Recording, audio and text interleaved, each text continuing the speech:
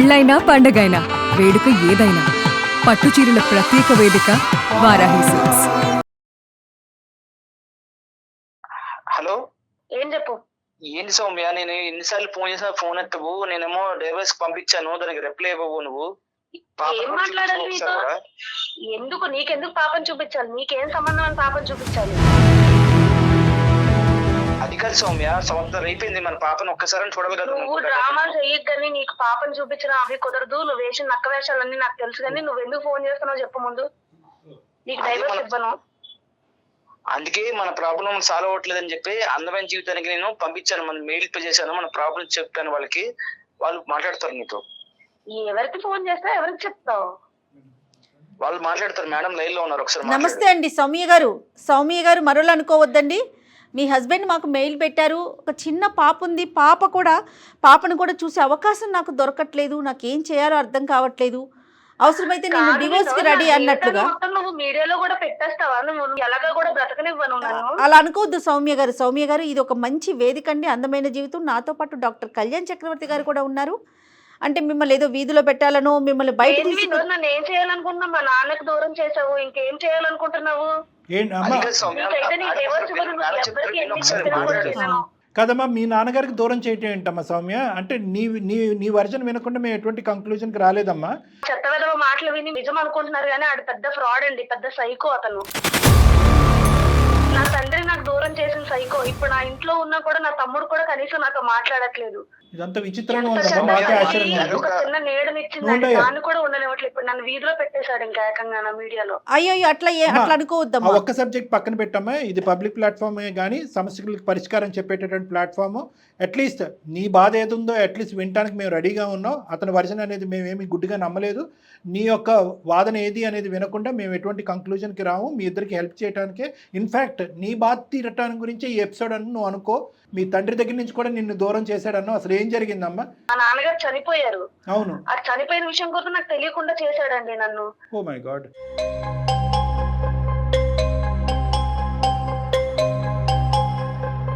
అతను ఇంకో విధంగా చెప్పాడమ్మా మాకు. ఏం చెప్పావు వినోద్? నువ్వు చెప్పు, ఏం చెప్పావు అసలు?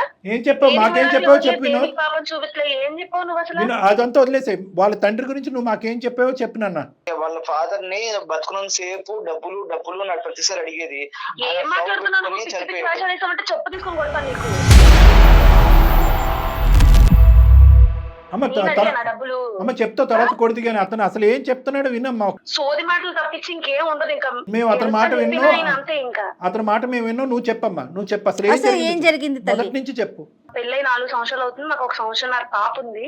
మాది అరేంజ్ మ్యారేజ్ అండి. నాకు 30 లక్షలు కట్నం ఇచ్చి చేశారండి ఈయనకి. 30? ఇతనేం చేస్తుంటారండి? 30 లక్షలు కట్నం తీసుకుంటారు. ఎందుకు చేసుకున్నాడు? పెళ్లి అయిన దగ్గర నుంచి డబ్బు డబ్బు డబ్బు డబ్బు డబ్బు డబ్బు అదే పనండి. ఎప్పుడు మాకు గొడవలే. 30 కాకుండా 30 కాకుండా పాపం నా పెళ్లికే చాలా అప్పు చేస్తున్నారండి మా ఇంట్లో వాళ్ళు. హింస పెట్టి కొట్టి తిట్టి ఎన్నిసార్లు మా పుట్టింటికి వెళ్ళా మళ్ళీ తెచ్చి మళ్ళీ అదే టార్చర్ చేసేవాడు. అన్ని చేసి చెత్త పనులన్నీ చేసి ఇప్పుడేమో మీకు చెప్తున్నాడు అన్ని. మాకేమని చెప్పాడంటే, అతను మీకు విపరీతమైన డబ్బు పిచ్చి అంట, లగ్జరీ పిచ్చి అంట, ప్రతిరోజు ఒక రాజభోగాలు మీరు అనుభవించాలంట. లగ్జరీ నా కారులో తిప్పుతున్నావా? బంగ్లాలు కొన్నావా? 7 వారాలు నగలేసావా? ఏం కొన్నావు చెప్పు నువ్వు నాకు. అదే కదా, ఏమని చెప్పి కంప్లైంట్ చేసావు? ఏం జరిగింది? నువ్వు నాకు డబ్బు ఇచ్చావా? ఏది చూపించు. నీకు తెలీదా? ఏంటి తెలీదా? అవును, నువ్వు చేసిందే చెప్తాను అక్కడ. ఏం చేశాను? నువ్వు నీకు విడాకులు కావాలని అక్కడికి వెళ్ళావని నాకు అర్థమవుతుంది, కానీ నేనైతే నీకు విడాకులు ఇవ్వను, పాపను కూడా ఇవ్వను. నువ్వు ఎన్ని నంగనాచ కబుర్లు ఆడినా వాళ్ళు నమ్ముతారేమో కానీ నేను నమ్మను. ప్రతిసారి అడుగుతూ కొడుతూనే ఉంటాడండి డబ్బులు. కొట్టడం ఏంటయ్యా వినోద్? లేదు సార్, ఆవిడ అన్ని అబద్ధాలు చెప్తుంది సార్. మరి అబద్ధం ఏంటయ్యా? నువ్వు గుర్తు పెట్టుకోబోతుంటే ఆమె కొడుతున్నట్టు ఫీల్ అయిందా? అది లేసి ఏదో కోపంలో అలా మాట్లాడుంటుంది సార్, అంతే సార్. మాటలు కాదు, చేతల గురించి అడుగుతుంది అమ్మాయి. ఎన్నిసార్లు కొట్టుంటా, ఎన్నిసార్లు మా పుట్టింటికి వెళ్ళాను. నువ్వు రివర్స్లో చెప్తున్నావు ఏంటి మాకు స్టోరీ? అంటే మేమంతా నువ్వు చెప్పిందల్లా వినేసి ఆ అమ్మాయికి గట్టిగా వార్నింగ్ ఇచ్చేసి నీకు విడాకులు కూతుర్ని తీసుకొచ్చి ఇచ్చేస్తాం అనుకున్నావా? Home delivery. నా పుట్టింట్లో ఉంటున్నాను, నా తమ్ముడు కూడా నాతో మాట్లాడట్లేదు సార్. తను చేసిన దానికి నా తండ్రి దూరం అయిపోయాడు. తమ్ముడు ఎందుకు మాట్లాడట్లేదు? ఇంకా బాధపడతారు కదా మేడం. ఎన్నిసార్లు కొట్టి తగ్గించుకొని మా ఇంటికి వెళ్తాను. మా నాన్నగారు రిటైర్డ్, అయినా ఆయనకి హెల్త్ ప్రాబ్లం కూడా ఉండేది చాలానా. ఓకే. చనిపోయారు కదా మా నాన్నగారు, ఇందాక ఏదో చనిపోయినప్పుడు ఏదో అబద్ధం ఆడారన్నా. చనిపోయారు అంటే మాకు ట్రాష్ అంటే 4 years జర్నీలో చెప్తున్నానండి.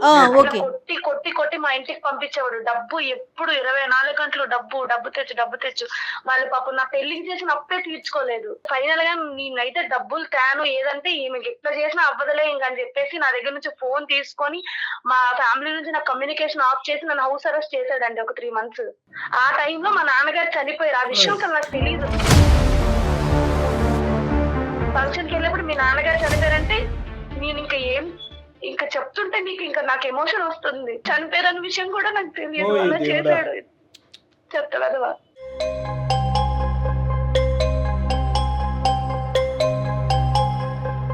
మనిషివేనా? డబ్బు కోసమే మా నాన్నగారు చనిపోయినప్పుడు కూడా ఆయన నా కూతురు నన్ను చూడడానికి రాలేదు. డబ్బు కోసమే ఆయన ఒక ముద్ర వేసి, నా దగ్గర ఫోన్ లేదు, ఏం లేదు, మినిమం కమ్యూనికేషన్ లేదండి మా ఇంట్లో వాళ్ళతో.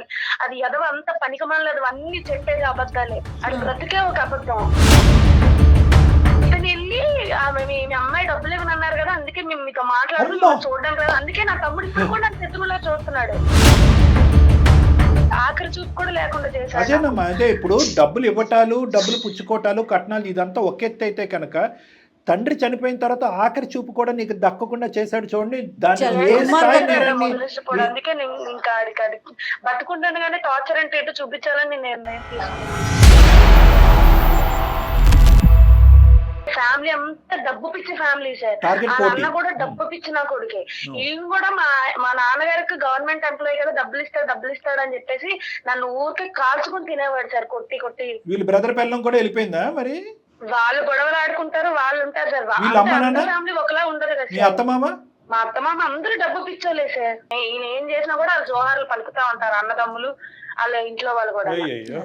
చట్టవేతం వెనకేసుకుని వచ్చి ఈ రోజు మా నాన్న దగ్గర చచ్చిపోయినప్పుడు కూడా నేను చెడ్డయ్యా, ఆయన చనిపోయారు, ఆఖరి చూపు కూడా లేకుండా చేశాడు. ఇప్పటికైనా మీ అమ్మగారికి నిజాలు తెలుసమ్మా? మీ బ్రదర్ తెలుసో లేదో నాకు తెలియదు కానీ మీ మదర్ ఇప్పుడు నమ్ముతున్నారు? మా అమ్మగారికి తెలుసండి. మా తమ్ముడు అయితే అసలు నా మాటలు వినిపించుకోవట్లేదు, అసలు నాతో మాటే మాట్లాడాను. నన్ను చిన్న పిల్లోడు కదా, చూసినట్టు ఏంటంటే వెళ్ళిపోతుంటాడు. తల్లి వేరు తమ్ముడు వేరు కదమ్మా, వాడు చిన్నోడు అయి ఉంటాడు. కాదు సార్, అమ్మాయి అన్ని అలాగే చెప్తుంది సార్. అలాగంటే ఎలా చెప్తుంది? అసలు అమ్మాయి ఎలాగే చెప్తుంది. నువ్వు ఆగు, వినది ఎవరు కట్టకథలు చెప్తున్నారో అర్థం అవుతుందిలే. 2 ఇష్యూస్ చెప్పు, మనం క్లోజ్ చేసేద్దాం మ్యాటరు. సౌమ్యాని కట్నం అడిగేవా లేదా? తర్వాత ఇంకా కట్నం తెమ్మని చెప్పి వాళ్ళ ఇంటి మీద ఒత్తిడి పెట్టేవా లేదా? Yes or no? లేదు సార్, వాళ్ళు ఇష్టపడి వాళ్ళు ఏదో వాళ్ళ అమ్మాయి కోసం ఇచ్చుకున్నారు సార్ డబ్బులు. గిఫ్ట్ ఇచ్చారు. తర్వాత నువ్వు అమ్మాయిని ఎప్పుడు కూడా ఇప్పుడు వరకు కట్నం విషయంలో ఎప్పుడు కొట్టలేదు, వాళ్ళ ఇంటికి డబ్బులు తెమ్మని పంపించలేదు. పుట్టింటికి వెళ్ళలేదు తను ఎప్పుడు కూడాను? పుట్టింటికి వెళ్ళింది మేడం. అంటే ఏదో గొడవ మాట పెరిగి పుట్టింటికి వెళ్ళింది. అదే ఆ మాట పెరగడం వెనకాల కదా నీ కట్నం ఆశే కదా. దేనికి కొట్టావు, ఎందుకు పుట్టింటికి వెళ్ళాను అది చెప్పు. నువ్వు నేను ఎప్పుడు కొట్టాను? నువ్వే కదా గొడవ, చిన్న విషయాన్ని గొడవ పడేదాన్ని, పాపను కూడా చూపించలేదు నువ్వు.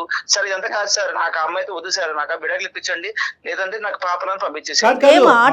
వినోద్, విడాకులంటే 30 లక్షల వరకు వచ్చింది, ఇంకో 70 లక్షలు ఇస్తుందంట అమ్మాయి. మేము అమ్మాయిని ఒప్పించి ఆ 70 లక్షలు కూడా తెప్పిస్తాం అమ్మాయి ద్వారా. అప్పుడు ఓకేనా? లేదు సార్, ఆ అమ్మాయి అలాగే అన్ని అబద్ధాలు చెప్పదు సార్, ఆ మాటలు నమ్మకండి మీరు. అన్ని అబద్ధాలే, కొట్టడం అబద్ధమే, కట్నం తెమ్మంటం అబద్ధమే. నువ్వు ఇంట్లో బంధించేసి ఫోన్ తీసేసుకుని వాళ్ళ నాన్నగారు చచ్చిపోయారు అన్నప్పుడు కూడా ఆ అమ్మాయికి ఒక ఫోన్ కాల్ వరకు వెళ్లకుండా వాళ్ళ నాన్నగారు ఒక అపోహలో చనిపోవటం అనేది కూడా అబద్ధమే. లేదు సార్, ఆ అమ్మాయి వాళ్ళ నాన్నగారు చనిపోతే వెళ్ళలేదు సార్, నేనే దగ్గరుండి చూసుకున్నాను సార్. ఆ అమ్మాయి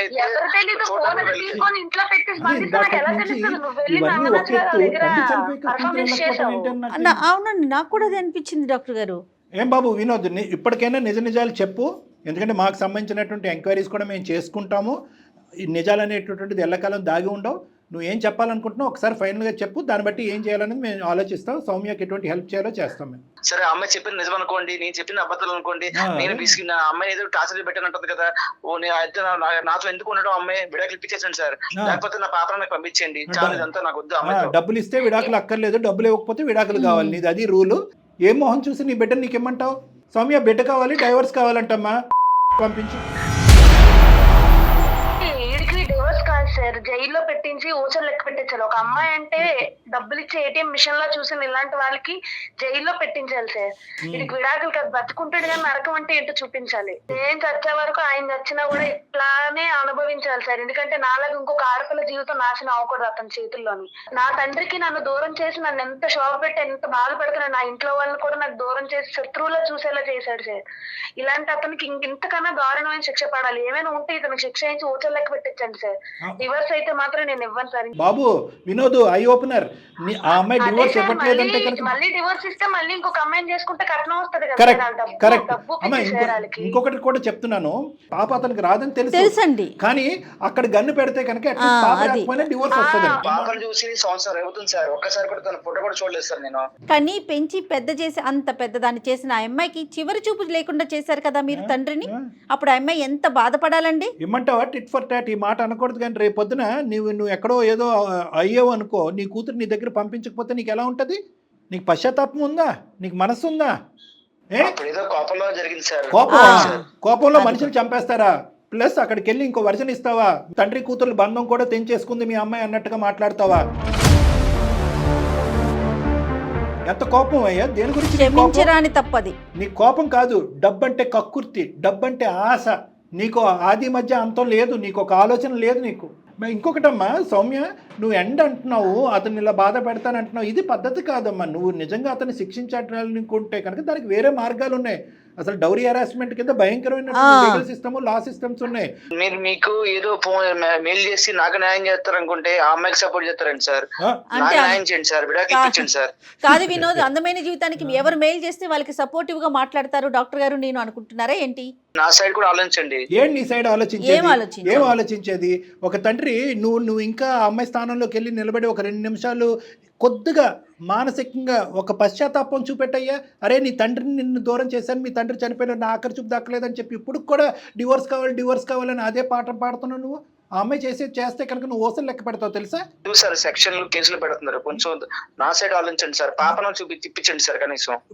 కనీసం ఒక మెట్టు దిగేవు. ఇప్పుడు ఫస్ట్ కట్నం అన్నావు, కట్నం ఇవ్వకపోతే డైవర్స్ అన్నావు, డైవర్స్ లేదంటే కనుక పాపని ఇప్పించమంటున్నావు. ఇవన్నీ వస్తువులా? డబ్బులతో కొనుక్కునేటటువంటి వస్తువులా? ఇదేమైనా వ్యాపారమా? నువ్వు చేసేటటువంటి వ్యాపారమా? ఇప్పుడు అతను బతిమాలుకుంటున్నాడు డైవర్స్ కావాలని చెప్పి. ఏంటి నీ ఫైనల్ గా నీ మాట ఏంటి? డైవర్స్ అయితే ఇవ్వను సార్. ఇప్పుడు మళ్ళీ కలిసి ఉంటే మా తమ్ముడిని మా అమ్మను కూడా నా నుంచి దూరం చేసేసి మళ్ళీ డబ్బు పిచ్చి, ఇప్పుడు ఆల్రెడీ మా తమ్ముడు మా అక్కకి డబ్బు పిచ్చి మా నాన్న రాలేదు అన్నట్టు నన్ను చేశారు సార్. ఇంకా మళ్ళీ అదే అనుకున్నాను. అది కాదు సౌమ్య, మనం ఆడుకుందాం. ఏదో మీకు కావాలంటే మీ ఇంటికి నేను వస్తాను. సో మీ అమ్మగారితో మీ తమ్ముడితో నేను మాట్లాడుతాను. నీ తప్పు ఇప్పుడు ఎలాగో నీకు న్యాయం చేయాలని చెప్పి అందమైన జీవితం కాలేజ్ ఇప్పుడు మేడం సార్ సపోర్ట్ తోని నేను లీగల్ గా ప్రొసీడ్ అవుతానులే. రైట్ అమ్మ, మేము చెప్పేది కూడా నువ్వు ఆల్రెడీ చెప్పేసావమ్మా. చాలా సంతోషం అమ్మా. ఇలా జీవితాలు సర్వనాశనం చేసేటటువంటి నీలాంటి వాళ్ళందరికీ గుణపాఠం చెప్పేటటువంటి ఒక గొప్ప ఎపిసోడ్ ఇది. ఏదో గొడవలు వచ్చేసి చిన్న మాట మాటిపోయి అలాగైంది సార్. నాకు తప్పు తెలుసుకుంటాను సార్. కొంచెం ఒక్కసారి మాత్రం మా అమ్మాయి సార్ నా గురించి మాట్లాడారు. నువ్వు చెప్తావు, నువ్వు అన్ని దొంగ మాటలు అన్ని చెప్పేసి ఇప్పుడేమో లాస్ట్ లోనేమో నీ నిజ స్వరూపం బయట పడిపోయిన తర్వాత చెప్తున్నావు వాళ్ళకి.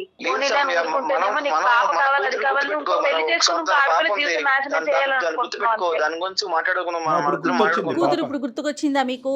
ఆ బాధతో చనిపోయినటువంటి ఆ తండ్రిని కూడా తీసుకురా, మీ ఆవిడ నీ దగ్గరికి వస్తుంది ఆటోమేటిక్ గా. మీరు రప్పిస్తాం ఒకసారికి అమ్మాయి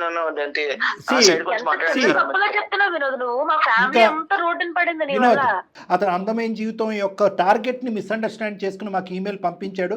మేము కూడా సాక్ష్యాధారాలు వెరిఫై చేస్తాం, మేము కూడా కొంతమందిని కాంటాక్ట్ చేస్తాం. తర్వాతే మేము ఒక కంక్లూజన్ రావటం అని జరుగుతుంది. పూర్తిగా న్యాయం నీ సైడ్ ఉంది సౌమ్య. నీకు మేము సపోర్ట్గా నిలబడతాం. నిన్ను బతిమాలటం కానీ నిన్ను అతని దగ్గర పంపించడం అనేటటువంటి ప్రయత్నం మేము చేయం.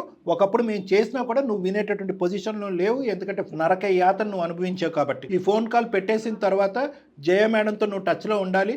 ఎందుకంటే కనుక మేము లీగల్ హెల్ప్ ఎక్కడి నుంచి నీకు సపోర్టివ్గా ఉంటుంది అనేటటువంటి కొన్ని హెల్ప్ కూడా మీ గైడెన్స్ కూడా మేము ఇవ్వటం అనేది జరుగుతుంది. ఓకేనా సౌమ్య? ఇప్పుడు మనం ఆడుకోవాలి. ఎంతైనా సరే మన ఇద్దరు భార్య భర్తలు. సో దీంట్లో 3 వ్యక్తి రాకూడదు కదా. సో వాళ్ళకి మరి మమ్మల్ని ఎందుకు ఈమెయిల్ పంపించేవయ్యా? మరి మేము 3వ వ్యక్తులే కదా, మేము 3వ వ్యక్తులు కాదా? మీ ఫ్యామిలీ మెంబర్సా? కాదు సార్, ఈ న్యాయం చేస్తారని నా సైడ్ కూడా న్యాయం చేస్తారని నీకు కావాల్సిన ఆలోచిస్తారని న్యాయం చేశాను నీకు సార్. కావాలి. నీకు కావాల్సినటువంటి కట్న న్యాయం కానీ, నీకు కావాల్సిన డివోర్స్ న్యాయం కానీ, నీకు కావాల్సినటువంటి బిడ్డ న్యాయం కావాలి. దేవుడు ఎక్కడైతే న్యాయం చేయాలనుకుంటాడో అక్కడే న్యాయం జరుగుతుంది. ఆ అమ్మాయికి ఇప్పుడు న్యాయం జరగాలి, ఆ అమ్మాయికి కాదు నీ బిడ్డకు కూడా న్యాయం జరగాలి. ఆ విధంగా మేము ఫైట్ చేస్తాం. ఆ అమ్మాయి నేను నచ్చ చెప్తాను, ఒక్కసారి పంపించండి సార్, మాట్లాడమని సార్.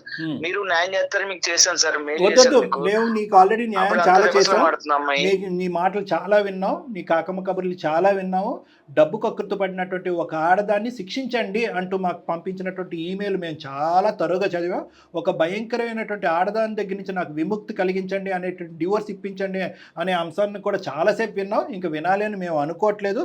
ఆ అమ్మాయికి న్యాయం ఏ విధంగా న్యాయం జరగాలో ఆ అమ్మాయి చేయడానికి మేము రెడీగా ఉన్నాం. సౌమ్య, నువ్వు మా కాంటాక్ట్లో ఉండమ్మా. మా నెంబర్ కూడా ఇప్పుడు మెసేజ్ పంపిస్తారు. మీ నెంబర్ మా దగ్గర ఉంది, మేడం పంపిస్తారు. కానీ నా సైడ్ గురించి ఆలోచించండి. నీ సైడ్ గురించి చాలా ఆలోచించాం, కానీ మేము ఇంత కఠినంగా ఎప్పుడు కూడా వ్యవహరించలేదు. కానీ ఇంత భయంకరమైనటువంటి పరిస్థితికి ఇదే న్యాయం అన్నట్టుగా మేము గట్టిగా నమ్మిన తర్వాత ఇది చెప్తున్నాం. నీకేమీ అన్యాయం జరగలేదు, ఆ అమ్మాయికి పూర్తి అన్యాయం జరిగింది. ఆ అమ్మాయికి న్యాయం ఇప్పటికైనా జరిగింది. Okay madam. Okay okay, thank you. Right. Okay madam. కానీ అసలు ఎంత అంటే వాళ్ళు ఎవరు మెయిల్ పెడితే వాళ్ళ వైపు వెళ్ళిపోతుంది అట్లా అనుకుంటున్నారు ఏంటో. మేము ఎవరు అంటే ఫస్ట్ ముందు మేము చెప్తే మాదే నిజం అట్లా అనుకుంటారు కదా డాక్టర్ గారు.